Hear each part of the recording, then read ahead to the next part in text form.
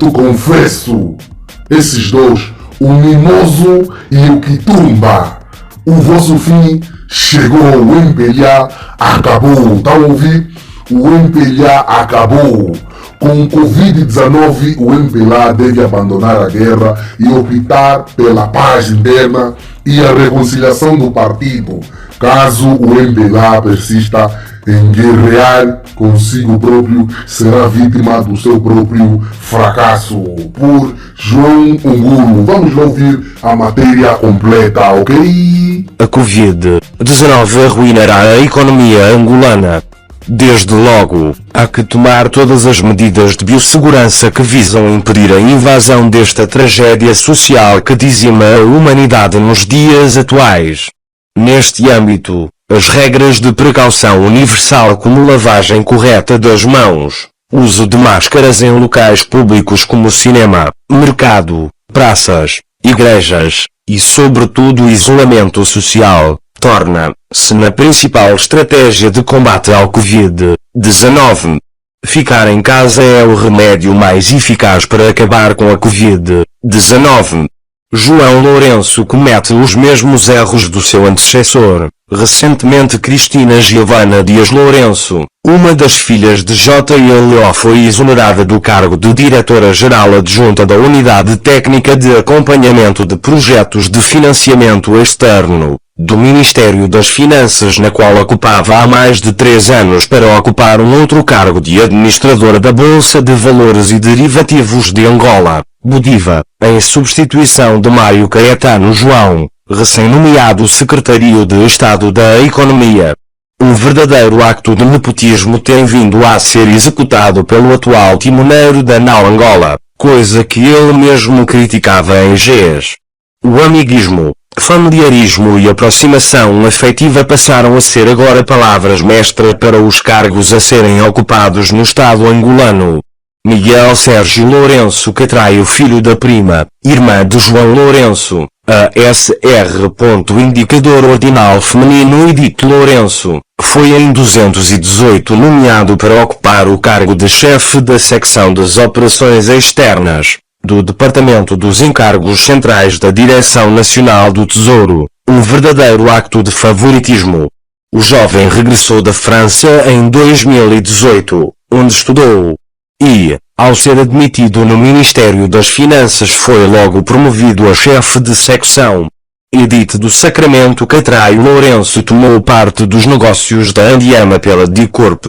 Estes e tantos outros atos levaram o atual presidente a considerar o seu antecessor de ter estragado o país, a quando da entrevista que terá realizado em Portugal, coisa que ele mesmo hoje está a realizar em gesto de exemplo daquilo que ele terá criticado. Face ao drama da Covid-19, a insistência em guerras internas, somar-se ao fracasso já existente. É mister abandonar a guerra entre os marimbondos e dar soluções às preocupações mais alarmantes do povo angolano e do próprio partido MPLA. A resolução dos problemas sociais do povo angolano não deve ser adiada. Neste âmbito seria o Estado a dar soluções ao drama social que circunda a vida dos angolanos atualmente. Há no país inúmeros problemas por resolver, como a falta de emprego, o aumento do preço da comida, a falta de qualidade de vida, a falta de escolas e a falta de qualidade do próprio ensino, a falta de ótima assistência médico-medicamentosa nos hospitais, a falta de hospitais, a falta de transportes públicos, o crescimento alarmante da criminalidade infanto-juvenil, o aumento da inflação, a corrupção crescente e alarmante da sociedade angolana, e, do próprio aparelho do Estado angolano, o aumento progressivo da prostituição, o aumento do descontentamento social do povo, o possível aumento do absentismo nas eleições de 2020 e 2022, e tantos outros dramas sociais que assolam os angolanos carecem de solução urgente que o Estado não sabe dar. É imperativo responder isso, ao invés de preocupar-se de forma alarmante com a guerra no seio do MPLA neste momento. A salvação do MPLA deve ser uma palavra de ordem, um imperativo inegável. A guerra entre marimbondos foi completamente mal pensada, mal planificada, mal implementada e mal organizada. Em primeira instância, os que afundaram o país foram os próprios dirigentes do MPLA e, não apenas a pessoa do GES. Se fosse GES o culpado da corrupção e dos desfalques dos cofres do Estado, hoje, a corrupção teria acabado. O que se sabe é que JLO, quando entrou no poder, afirmou que iria punir quem viesse cometer actos fraudulentos ou de corrupção no seu governo. Porém, esta afirmação parece mais atual do que nunca. É daquelas coisas que sobrevivem ao tempo. A frase utilizada por JLO envelheceu, a sua ação caducou, os que o ouviram dizer isso também se aturaram. Mas a maldita afirmação está aí de pedra e cal. Inamovível e sem ferrugem. A corrupção não perdeu o seu rosto, continua jovem e viva como sempre no governo de JLO. A conjuntura toda do MPLA está envolvida no desfalque dos cofres do Estado angolano. Ou todos quando fizeram corrupção teriam de pagar pelo que fizeram, ou então teria de se impor uma forma de anistia plural, dando lugar ao reinício de uma nova Angola pautada no cumprimento rígido da lei. Se uma justiça seletiva, em nada serve. Aliás, isso serve de uma verdadeira forma de aniquilamento do próprio governo angolano e do regime que dirige os destinos do país desde 1975. Não é preciso grande esforço ou levantar muitos dados. Basta alinhar 4 casos que transmitam no sistema judiciário angolano e classificá-los a partir do tratamento que os réus ou vítimas tiveram. O caso do Luanda Liaques, realizado apenas para desmantelar o império de Isabel dos Santos. Enquanto isso, Manuel Vicente, o maior rico da nação angolana com perto de mais de 60 bilhões de dólares, com um processo claro em andamento em Portugal cujo âmbito impunha a anulação das suas imunidades de acordo com a Constituição da República de Angola, por ser titular de uma nacionalidade adquirida, portuguesa, por ter cometido crimes de suborno e corrupção em Portugal, por ter um processo judiciário em curso não consumado. Todo esse âmbito desemboca para a anulação das imunidades. Segundo a CRA, nos seus artigos 150 e 50, a linha 3, após instauração de processo criminal contra um deputado e uma vez acusado por despacho de pronúncia ou equivalente, salvo em flagrante delito por crime doloso punível com pena de prisão superior a 2 anos, o plenário da Assembleia Nacional deve deliberar sobre a suspensão do deputado e retirada de imunidades, para efeitos de prosseguimento do processo.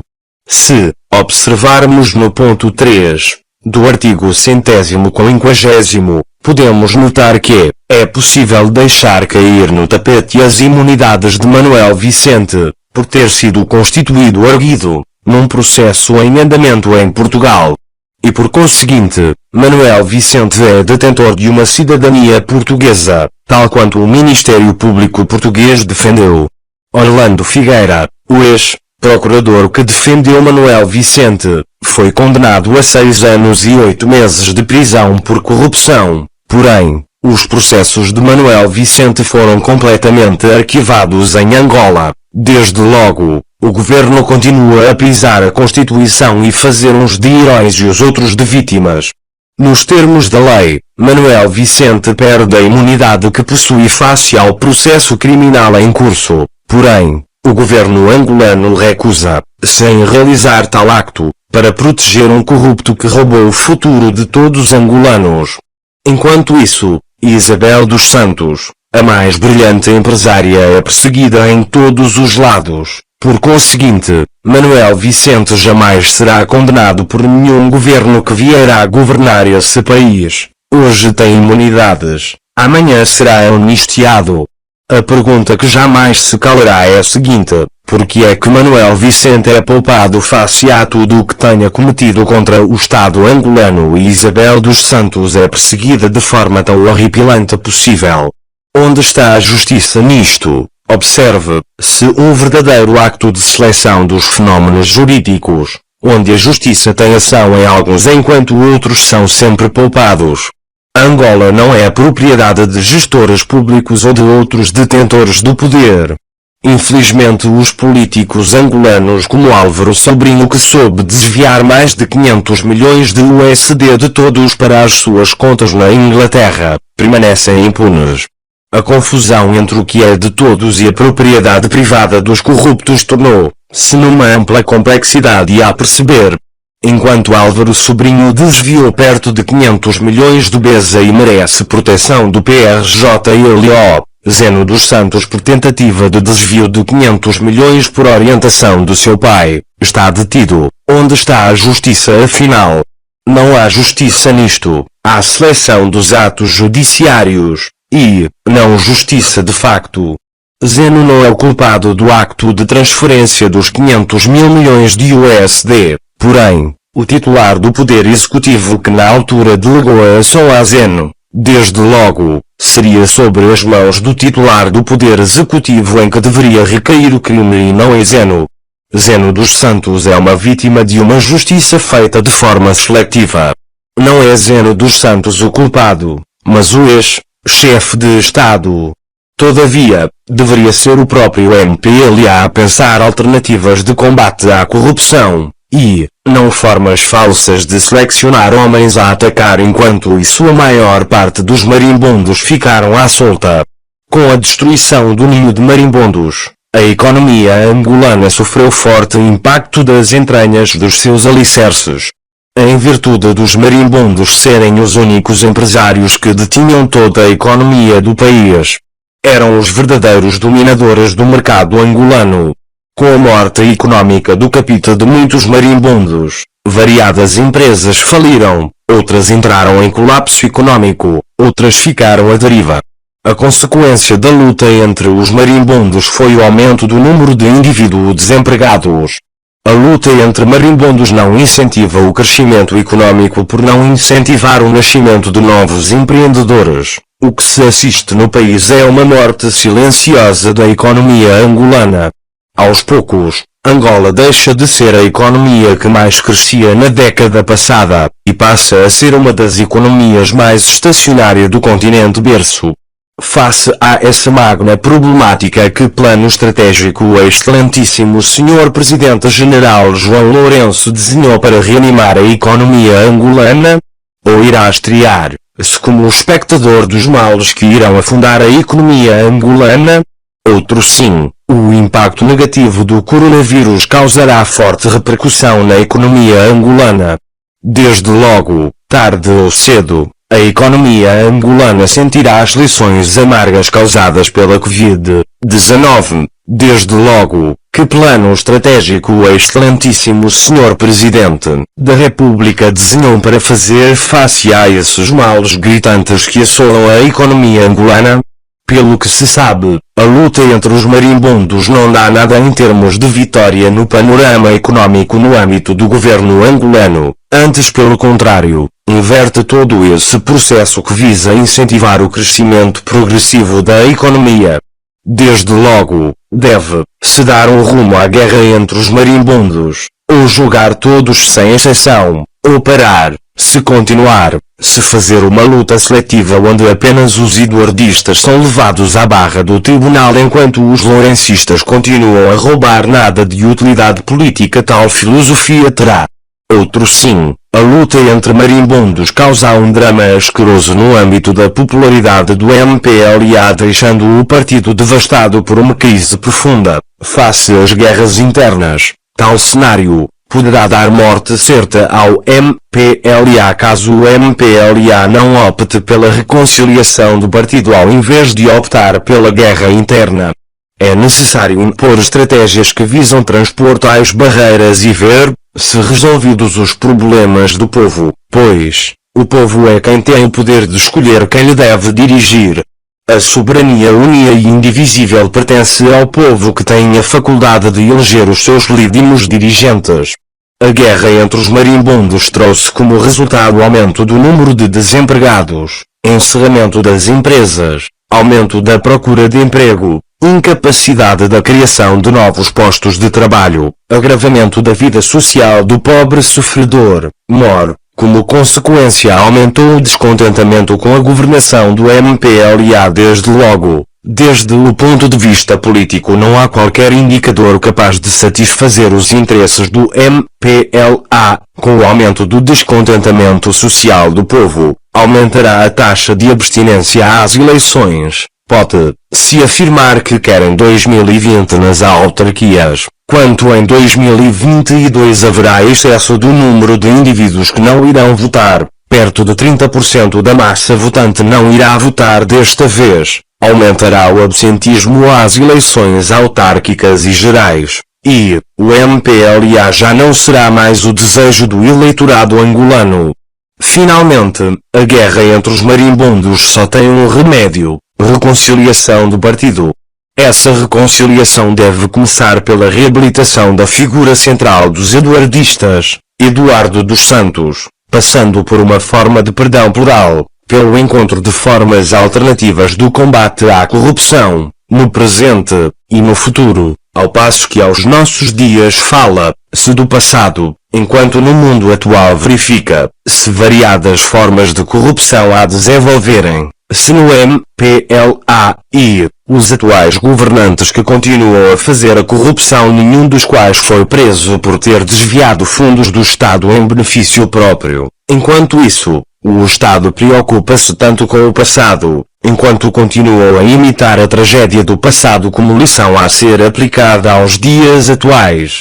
A corrupção não acabou no seio do governo angolano, a corrupção continua em pé, de pedra e cal, inamovível e sem ferrugem.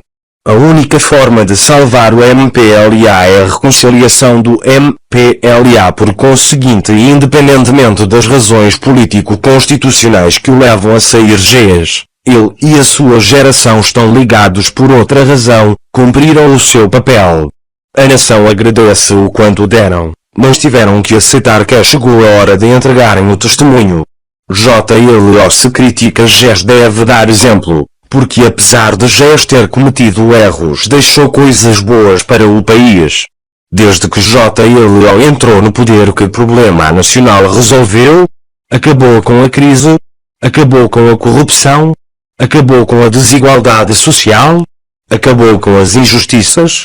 O que JLO realizou para o bem do país desde que entrou como PR de Angola não deve limitar-se em críticas ao seu antecessor, deve fazer o país acontecer. Ao não seguirem o exemplo de grandes líderes como Gaddafi, Obama, Lula, etc., JLO está a comportar-se como um outro mal da fita, coisa que ele censurou em GES, o antigo dono disto tudo, DDT. Se esses mais velhos querem portar-se à altura do MPLA, deveriam dar bons exemplos à nação angolana. Deveriam tornar GES num verdadeiro pai da nação angolana. Deveriam tornar GES numa figura histórica do país por ter arquitetado a paz. Deveriam transformar o 28 de agosto num feriado nacional. Seria a melhor homenagem que lhe poderiam prestar. Gente que gaba a sua magnanimidade deveria exercer um pouco de grandeza. Seja por ele, seja pelo MPLA, mas que seja sobretudo pela nação. Por outro lado, se por acaso alguém já não se lembra, recordemos. Jesus esqueceu-se de alguns companheiros de jornada, mas ninguém deve ignorar o seguinte: não há inocentes. Como se diz na obra de Pepetela Jaime Bunda, agente secreto, quem parte e reparte se não é burro, fica sempre com a melhor parte. Já sabemos quem ficou com a melhor parte. Mas também é verdade que as outras partes não são exatamente migalhas. Por conseguinte, caros maquisardes, façam o que a nação espera. Que ninguém tome a saída de GES como uma oportunidade de mandar no MPLA e humilhar GES e todo o seu clã. Que ninguém menospreze os feitos do patriota. Bem, haja. João Angulo. Para o mundo, a Imagem TV. Sigam-nos, YouTube.